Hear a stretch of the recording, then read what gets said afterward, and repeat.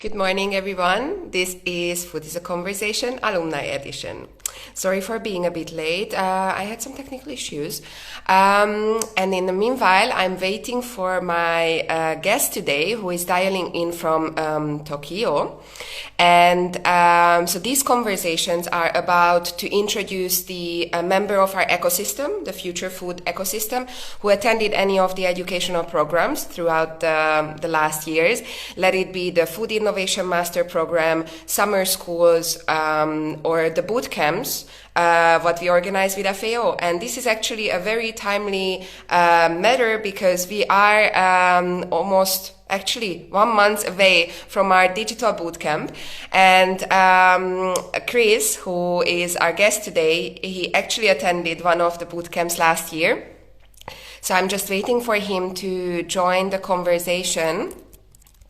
And yes, so these conversations normally happen on Tuesdays and Thursdays. Thursday always around this time, so 8:30 Central European time. This week our session on Tuesday had to be postponed, so today we are having a double session. So dial in later around 6:30 p.m. Where I will have another alumni who attended a summer school a few years ago, actually almost 3 years ago, and now is fighting food waste in Germany. I think I see Chris now. So yeah, today 2 sessions, and if you don't have time to listen to us the entire time now, don't worry, because these sessions are posted directly on IGTV right after we finish, and you then have the time to listen to it whenever you want. I encourage everyone to pose their questions. Hi, Chris. Hi. Okay, all is working. I can hear you. I'm sorry about the delay. For some reason, Instagram didn't want to allow me to go live. Anyway, now it's solved and we are here. So to the audience, please feel free to post your questions in the chat, and we will make sure that we try to find time to answer them at the end of the conversation. And this is rather casual. We are not necessarily discussing very deep topics. We don't have a planned agenda. We are about to introduce you a person who is working with us to work towards a sustainable food future. I am not sure if this is my connection, but Chris, can you still hear me?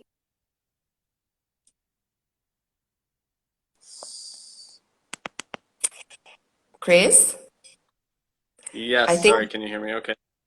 Well, I can hear you, but your picture is still loading. Okay.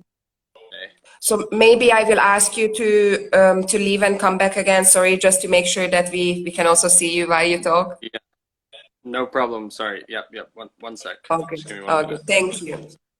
So in the meanwhile, to the audience, this is actually the 16th session. We started in April, and I'm very excited to introduce you to all of the people who I myself studied with, because I'm also an alumni of the Food Innovation Master Program, and also all the other people who I didn't have the chance to meet in person, but we are all connected on a way because we had something to do with the Future Food Institute. And it's very interesting to hear their story, their connection to food on a personal level or a professional level. And yes, there we go. Sorry, I just quickly want to make sure that we have the connection up and running. So yeah, unfortunately there was a bit of a change with posting videos on Instagram before. So part of the videos are on our YouTube channel at the moment. And I think after the 10th session, we started to post directly on IGTV. So please excuse us about the quality sometimes, but as we don't have the option to edit them anymore before we post them, that's how it is. But again, still very insightful and valuable conversations. So Chris, I can see you. I think I can also hear you. Hopefully. Okay. Yes. Is it working? Okay. Yes. Perfect. Sorry. No problem. This, like, there are those mornings. All right. So Chris, please introduce yourself, and then we can jump right in with the questions. Okay, cool. Yeah, thank you, Julia, very much. And sorry again for some of the technical snafus there at the beginning. But yeah, my name is Chris Krause. I'm working for Future Food Institute in Tokyo. So I'm in Tokyo right now, kind of setting up and starting to build the Future Food operations in Japan on a more kind of full-time and permanent basis. Like Future Food has been doing some things in Japan over the past few years, but now we're starting to set up a full-time living lab here in the Kyobashi neighborhood, and so I'm doing mostly that, and then some other work as well with Future Food with the innovation team, which I think we might touch on a little bit later. Yes. But yeah. Good, thank you. So, Yeah. if I'm not mistaken, you have attended one of the boot camps, actually the one in Tokyo last year, right? Yeah, exactly. That's how I was first introduced to Future Food. I was living in Tokyo. I was had left a job working for a CPG company. I was in London before and moved to Japan, and I was looking to do something, learn a lot more in the food world, food space. I didn't just want to go one route, but I kind of was looking for some kind of program that covered a lot of different parts of the food world, from like the culinary element or the food care, food service element to agriculture, to farming, to smart farming. And I did some quite a bit of Googling around and found the Smart Farms like summer school program in Tokyo, which was actually like a perfect fit for what I was looking for. So that was my first introduction to Future Food. Yeah. Yeah. So if, because we are actually running the application process right now for this year's bootcamp, although we had to change some of the structure and the first one will be in a digital format, what could you tell the people who are actually interested and right now hesitating to apply or not? What can they expect from the bootcamps? Yeah, I mean, to expect from the boot camps, I think just kind of a little bit of what I alluded to earlier, hearing from all the different speakers and all the different topics that are presented, it comes from a very diverse field. So people in business, people in, the public sector, private sector, you hear from kind of startups and people with more of a tech focus. And because the food world kind of touches so many different industries and sectors, I think the Future Food boot camps do a really great job of holistically, covering so many of the topics within the food world. So that is one of the main benefits. And then kind of the network that you are able to start to develop coming out of that is really powerful and is really good moving forward. Future Food has a really great network, and kind of all around the world actually, and starting to tap into and learn from the people in the network and contribute to and be part of the network has been like really invaluable. It's been very great for me. So that's kind of Yes, yeah. We main takeaway. actually, you are one of the alumni who we kind of use as an example when we have application processes and people are asking, so, and what happens after the boot camp, and then we say, well, we have this one person who actually attended the boot camp in Tokyo and now is leading our chapter in Japan. So there are ways how to stay involved with the institute or be involved with other projects. Before I go on with the other questions, I just need to inform you, Chris, that your picture got frozen at one point. We can hear you completely well, but the picture is Oh, not loading back. So I wanted to ask you if that's okay. Your face on this frozen picture is actually completely fine. So we can stay this way, or I will need to ask you to log out and in again, however you prefer, because I can hear you completely fine. It's just that your picture is not moving. okay. Yeah, I think it's, can you hear me? Did it work now? Yes, and now I can see your picture as well, moving. Okay, okay, all good. All right, Okay. perfect. Okay. Okay, so Sorry. back to back. To plug my phone in. That's why. Sorry. No, it's all good, all good. So yeah, about the Future Food Academy website and get more information, or just reach out to us here. That's also fine. Direct messaging, and we will make sure that you know everything. And now back to Chris. So, as you said, before you moved to Tokyo, you worked for CPG company, Sir Kensington's, right? Yep. Yep. Could you please tell us a bit about the company, what they do, and what kind of values do they represent? Because if I checked their profile, obviously, and they are one of the B Corp organizations, so I think this is something what is rather upcoming for companies to rather focus on different purpose than solely profit orientation at this Yeah. moment. Yeah, definitely. Working for Sir Kensington's, I mean, couldn't have been a better experience to, take a next larger step kind of into the food world. And was very much a values-driven company, to the extent that at one point, one of the co-founders, along with, a few other members of the team, took like a really significant step to reevaluate and reconsider our values.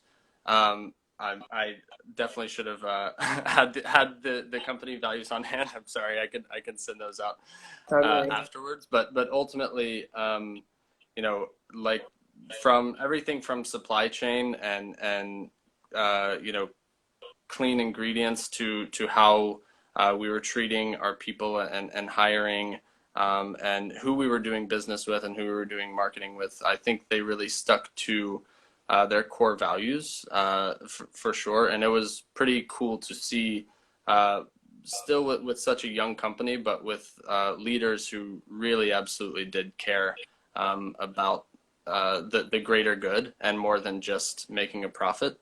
And this would come up in weekly meetings, and we would have kind of check-ins to see how we were doing in terms of, employee satisfaction and so check-ins, not just like business related by any means, but on personal levels as well. And yeah, we brought in Rebecca Gildner is her name, and she kind of helped lead the charge to get us to becoming a B Corp. Um, and that was like a really cool process to see. It's pretty intense to do for a company. And Sir Kensington's was acquired by Unilever, and so we joined a number of other B Corps that are pretty prominent, like Ben and Jerry's and Seventh Generation. And so I think there was a pretty good network as well to kind of tap into and learn from and grow with, in the mindset of not just, selling more jars of ketchup and mayo and mustard, but seeing, acknowledging our place in the food world and in the world in general, and having a larger impact. Yeah. Yeah.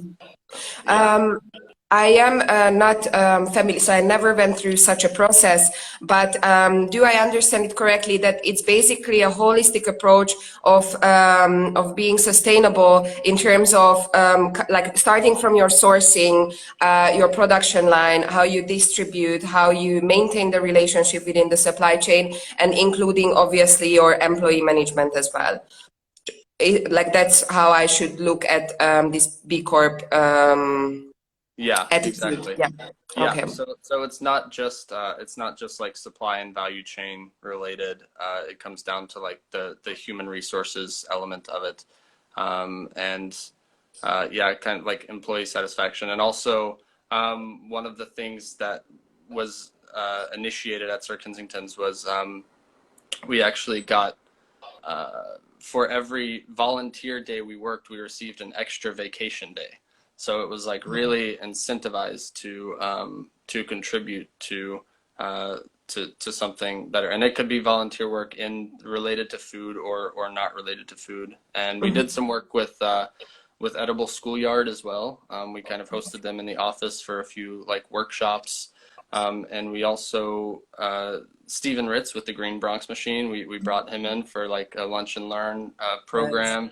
And I know he's like quite well connected with Future Food Institute and Sarah and a lot of people within Future Food. So that was kind of a cool connection to see also. And I think we even started like developing some, with one or more of the schools that he's involved with, in the Bronx. I think we started developing some kind of like either like sauces or food program with them. But that was Yes. when I was already in London and working for Sir Kensington's, but in London, so I didn't get to see that up Mhm. close. But yeah, but everyone Yeah. was really really impressed and encouraged to like whatever we could work on for Green Bronx Machine and the Stephen Wrights and similar organizations as well.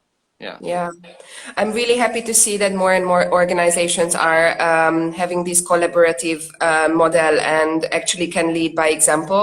So Mm. I'm pretty sure that this was a great experience. And now jumping to your future food experiences.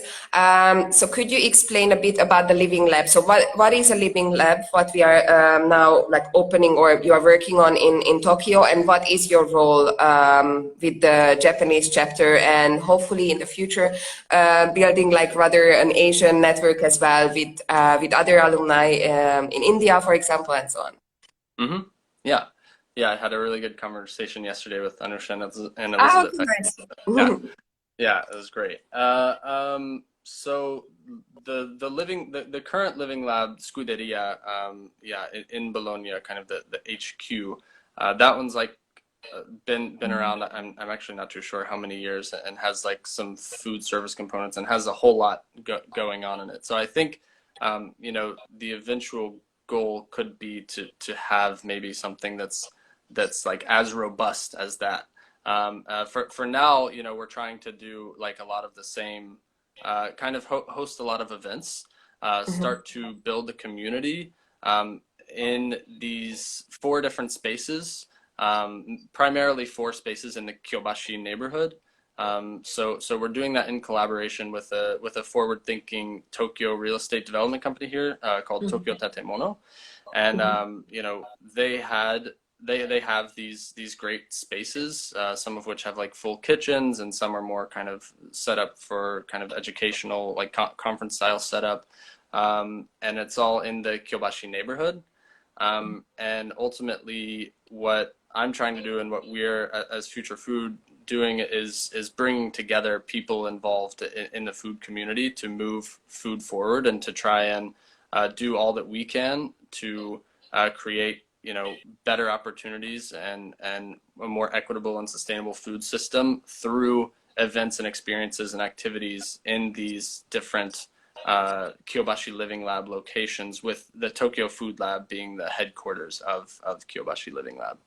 Yeah. Okay. And obviously, as everyone has experienced, it's not, things have definitely taken a bit of a turn over the past few months with COVID-19, but if anything, that just kind of gives us a little more motivation and direction for what we need to, coming out of this and kind of opening back up.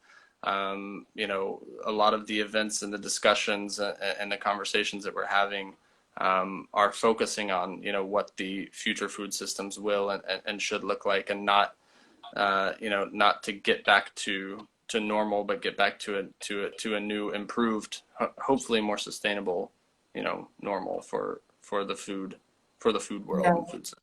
I So. could not agree more. Yeah. So for those who are more like interested more about the Japanese chapter of Future Food, Chris has been live with us on Food for Earth Day. He was you opened the 24-hour marathon, right? So on our YouTube channel, you will find multiple conversations already, either led by Chris or conversations where he participated. And I encourage everyone to listen to those, learn a bit more, and reach out to Chris if you have any further questions. And also, Chris is one of the local hosts for the upcoming digital bootcamp. So that means that he will help us to have an insight, despite the fact that we cannot travel to Tokyo in July. We will make sure that you will be connected to the community there, what we have already built up. So if we, like you just mentioned COVID and the past few months, Hmm. it was definitely a learning experience for most of us. If you Yeah. think about your procurement and eating habits and your relation to food, how did that change Hmm. during the past months? Yeah, well, as is the case with everyone, cooking at home all the time, which was actually quite a good experience. You know, probably resulted in eating a bit healthier. Okay. Um, and so yeah, a lot more cooking at home. And one other thing, actually, I'll just go ahead and show you. We're growing a lot of food on our balcony right now. So Oh, nice. yeah, don't mind if you see any laundry hanging up. I'm sorry, but That's okay. Excuse you. yeah, sorry. We'll go impromptu here. But let me know if you can see it, if the connection is still on. And it's Okay. Yes. Well, I can see the laundry. Oh, yes. yeah, Nice. So what do you grow there? Is that a tomato? What is so yeah, tall? yeah. That one is cucumber. Okay. That is also no, that one's zucchini. So we've got cucumber, Mhm. zucchini. We've got beets over here that we Nice. we used our old like soy and rice milk cartons to grow beets in. We have tomatoes. Um, there's pumpkin. Pumpkin is like the ones that are growing like really large. Some peppers, lemon, garlic. Yeah, carrots. Wow, impressive, impressive. I really want to hear if you can actually harvest something because last year I also tried Yeah, zucchini and I got all the beautiful flowers, but I never got a zucchini at the end. But yeah. again, I see. I'm not I'm sure if sure. my balcony gets enough sun.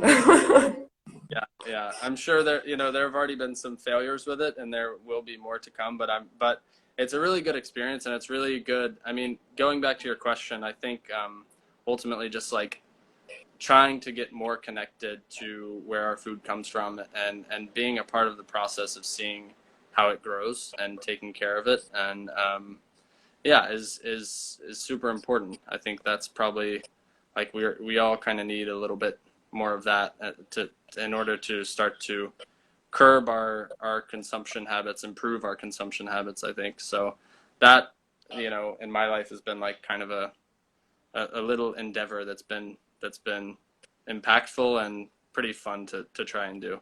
Yeah. Yeah. So, just came to my mind if someone, because in Tokyo, I'm not sure how the housing situation is, but if someone doesn't Hmm. have a balcony where they can grow, are there any like community gardens or initiatives where you can grow your? Can you hear me okay? Yes.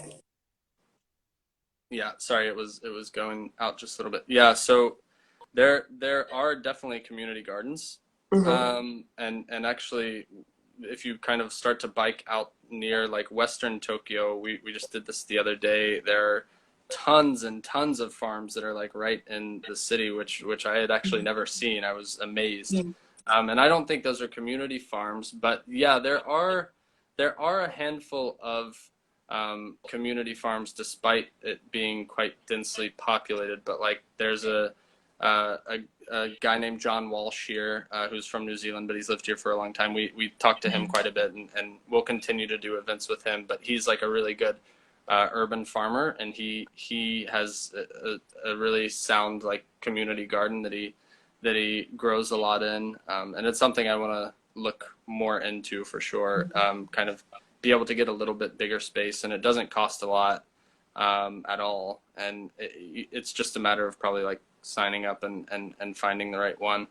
And I get the sense that coming out of COVID-19, there's going to be more demand for people wanting to kind of grow their own food, at least a little bit of it, and kind of plant their own seeds and whatnot. So yeah. Yeah. And were there any like burning issues during the pandemic time, in general in the Japanese food system, what needed to be addressed on a different way than before? Because normally the supply chains, so in the supermarkets you didn't really see much besides that maybe flour was running out when people started to stockpile. But was there any specific happening in the Japanese food system during the past times? Hmm. I mean, one of the big things that I kind of read about and heard about from a few people was, um, the travel bans, which kind of restricted a lot of the like uh, laborers from abroad, like to work in the farms. which, I think this happened all over the world, really, and is happening. But that led to, unfortunately, like quite a bit of food waste, even if the demand was still there.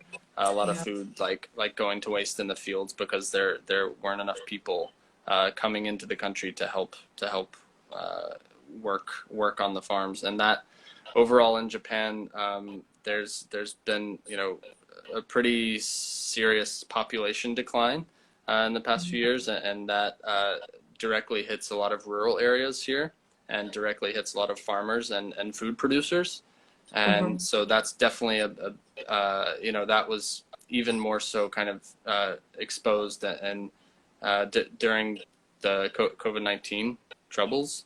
And that's definitely something that I want to keep having the conversation on, learning more about, and seeing how we as Future Food can help contribute to this issue, whether it's helping organizations like My Farm, which is a really cool organization that gives weekend classes to people who eventually start to become like farmers in Japan and grow their own food.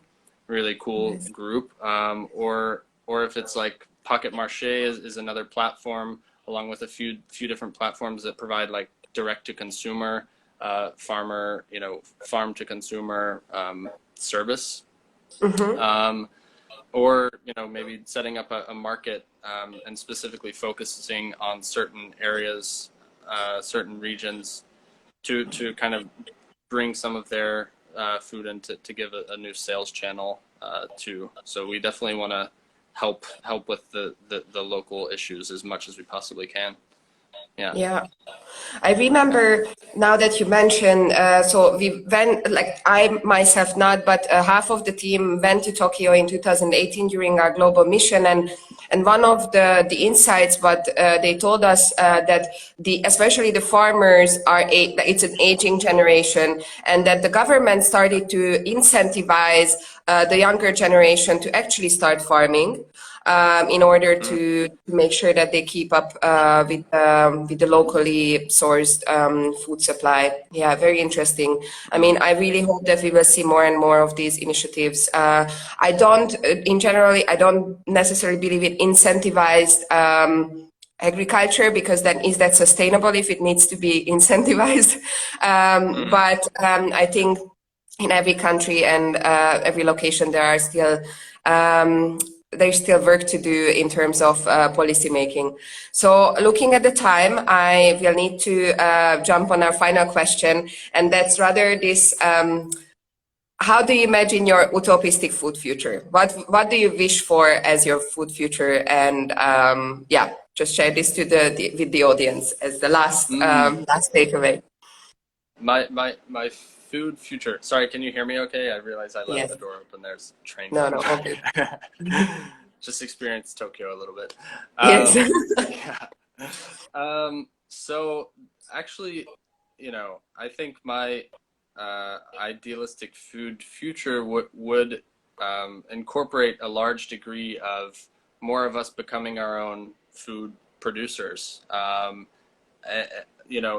having that done in a community setting, and transforming cities as well into empty rooftops and every empty space that we can, um, you know into food growing places to grow food, and getting having all of us involved in that, and a much more localized food system, even though realistically we're not going to go overnight to growing all of our own food in cities. But you know, in the interim, I think doing that, and also um, just encouraging as much as possible supporting local agriculture, just cutting down on food miles, and cutting down on the kind of preservatives and alterations needed to transport food around the world.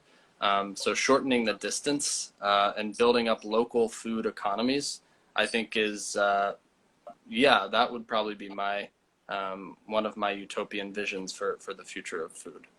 Yeah, Sounds good to me. So yeah, let's keep working on this. yeah, All right, yeah. Chris, thank you so much for your time and all the insights and information you shared with us. For the audience, today is a special day, so I will have another session tonight at 6:30 p.m.